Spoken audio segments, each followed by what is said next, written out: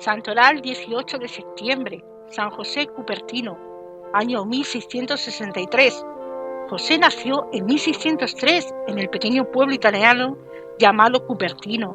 Sus padres eran sumamente pobres. Él vino al mundo en un pobre cobertizo pegado a la casa, porque el papá, un humilde carpintero, no había podido pagar las cuotas que debía de su casa y se la habían embargado. Murió el papá y entonces la mamá, ante la situación de extrema pobreza en que se hallaba, trataba muy ásperamente al pobre niño, y éste creció debilucho y distraído. Se le olvidaba hasta comer. A veces pasaba por las calles con la boca abierta mirando tristemente a la gente, y los vecinos le pusieron por sobrenombre el boquiabierta. La gente los despreciaban y lo creían poca cosa, pero lo que no sabían era que en sus deberes de piedad era extraordinariamente agradable a Dios, el cual iba a responder luego de manera maravillosa. A los 17 años pidió ser admitido de franciscano, pero no fue admitido. Pidió que lo recibieran en los capuchinos y fue aceptado como hermano lego. Pero después de 8 meses fue expulsado porque era en extremo distraído. Dejaba caer los platos cuando los llevaba para el comedor. Se le olvidaban los oficios que le habían puesto. Parecía que estaba siempre pensando en otras cosas. Por inútil lo mandaron para afuera. Al verse desechado, José buscó refugio en casa de un familiar suyo que era rico, pero él declaró que este joven no era bueno para nada y lo echó a la calle. Se vio entonces obligado a volver a la miseria y al desprecio de su casa. La mamá no sintió ni el menor placer al ver regresar semejante inútil, y para deshacerse de él le rogó insistentemente a un pariente que era franciscano para que lo recibieran al muchacho como mandadero en el convento de los padres franciscanos. Sucedió entonces que en José se obró un cambio que nadie había imaginado. Lo recibieron los padres como obrero y lo pusieron a trabajar en el establo, y empezó a desempeñarse con notable destreza en todos los oficios que le encomendaban.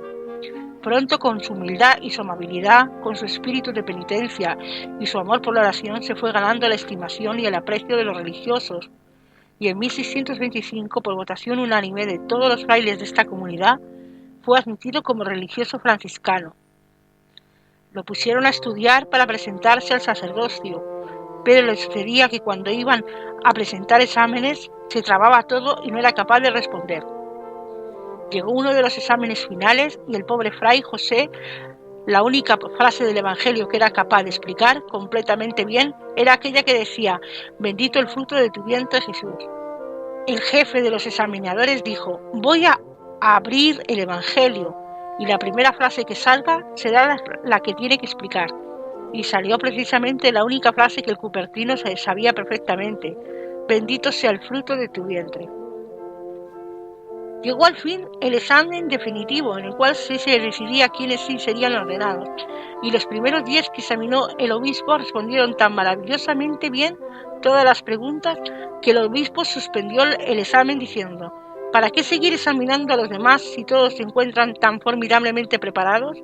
Y por ahí estaba haciendo turno para que lo examinaran el José de Cupertino, temblando de miedo por si lo iban a descalificar, y se libró de la semejante catástrofe por casualidad. Ordenado sacerdote en 1628, se dedicó a tratar de ganar almas por medio de la oración y de la penitencia.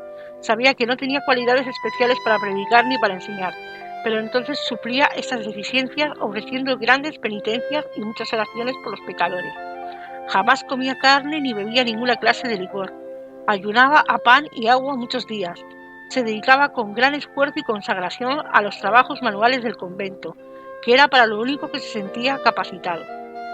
Desde el día de su ordenación sacerdotal, su vida fue una serie no interrumpida de éxtasis, curaciones milagrosas y sucesos sobrenaturales, en un grado tal que no se conoce en cantidad semejante con ningún otro santo. Bastaba que le hablaran de Dios o del cielo para que se volviera insensible a lo que sucedía a su alrededor. Ahora se explicaban por qué de niño andaba tan distraído y con la boca abierta. Un domingo, fiesta del Buen Pastor, se encontró un corderito, se lo echó al hombro y al pensar en Jesús, Buen Pastor, se fue elevando por los aires con cordero y todo. Los animales sentían por él un especial cariño, Pasando por el campo se ponía a rezar y las ovejas se iban reuniendo a su alrededor y escuchaban muy atentas sus oraciones. Las golondrinas, en grandes bandadas, volaban alrededor de su cabeza y lo acompañaban por cuadras y cuadras. Sabemos que la Iglesia Católica llama éxtasis a un estado de elevación del alma hacia lo sobrenatural, durante lo cual la persona se libra momentáneamente del influjo de los sentidos para contemplar lo que pertenece a la divinidad.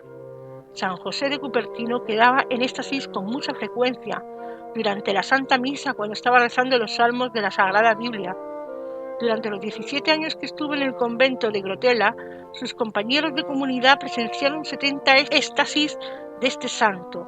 El más famoso sucedió cuando 10 obreros deseaban llevar una pesada cruz a una montaña y no lo lograban. Entonces Fray José se elevó por los aires con cruz y todo y la llevó hasta la cima del monte. Como estos sucesos tan raros podían producir movimientos de exagerado fervor entre el pueblo, los superiores le prohibieron celebrar misa en público, ir a rezar en comunidad con los demás religiosos, asistir al comedor cuando estaban los otros ahí y concurrir a otras sesiones públicas de devoción. Cuando estaba en éxtasis lo pinchaban con agujas, le daban golpes con palos y hasta le acercaban a sus dedos velas encendidas y no sentía nada. Lo único que lo hacía volver en sí era oír la voz de su superior que lo llamaba a que fuera a cumplir sus deberes. Cuando regresaba de sus éxtasis pedía perdón a sus compañeros diciéndoles: «Excúsenme por estos ataques de mareo que me dan». En la Iglesia han sucedido levitaciones a más de 200 santos. Consisten en elevar el cuerpo humano hasta el suelo, sin ninguna fuerza física que lo esté levantando. Se ha considerado como un regalo que Dios hace a ciertas almas muy espirituales. San José de Cupertino tuvo numerosísimas levitaciones. Un día llegó el embajador de España con su esposa y mandaron llamar a Fray José para hacerle una consulta espiritual. Este llegó corriendo, pero cuando ya iba a empezar a hablar con ellos, vio un cuadro de la Virgen que estaba en lo más alto del edificio, y dando su típico pequeño grito se fue elevando por el aire hasta quedar frente al rostro de la sagrada imagen. El embajador y su esposa contemplaban emocionados semejante suceso que jamás habían visto.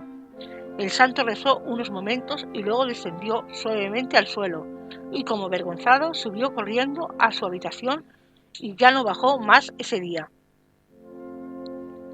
En Osimo, donde el santo pasó sus últimos 6 años, un día los demás religiosos lo vieron elevarse hasta una estatua de la Virgen María, que estaba a 3,5 metros de altura, y darle un beso al niño Jesús, y ahí junto a la madre y al niño se quedó un rato rezando con intensa emoción, suspendido por los aires. El día de la Asunción de la Virgen, en el año 1663, un mes antes de su muerte, celebró su última misa, y estando celebrando quedó suspendido por los aires como si estuviera con el mismo Dios en el cielo. Muchos testigos presenciaron este suceso. Muchos enemigos empezaron a decir que todo eso eran meros inventos y lo acusaban de engañador. Fue enviado al superior general de los franciscanos en Roma, y este, al darse cuenta de que era tan piadoso y tan humilde, reconoció que no estaba fingiendo nada. Lo llevaron luego donde el sumo pontífice Urbano VIII, el cual deseaba saber si era cierto o no lo que contaban de los éxtasis y las levitaciones del frailecito. Y estando hablando con el Papa, quedó José en éxtasis y se fue elevando por el aire. El duque de Hannover, que era protestante, al ver a José en éxtasis, se convirtió al catolicismo. El Papa Benedicto XIV, que era rigurosísimo en no aceptar como milagro nada que no fuera en verdad milagro, estudió cuidadosamente la vida de José de Cupertino y declaró: todos estos hechos no se pueden explicar sin una intervención muy especial de Dios. Los últimos años de su vida, José fue enviado por superiores a conventos muy alejados donde nadie pudiera hablar con él. La gente descubría dónde estaba y corrían hacia allá. Entonces lo enviaban a otro convento más apartado aún. Él sufrió meses de aridez y sequedad espiritual, como Jesús en Gesemaní. Pero después, a base de mucha oración y de continua meditación, lo tornaba otra vez a la paz de su alma.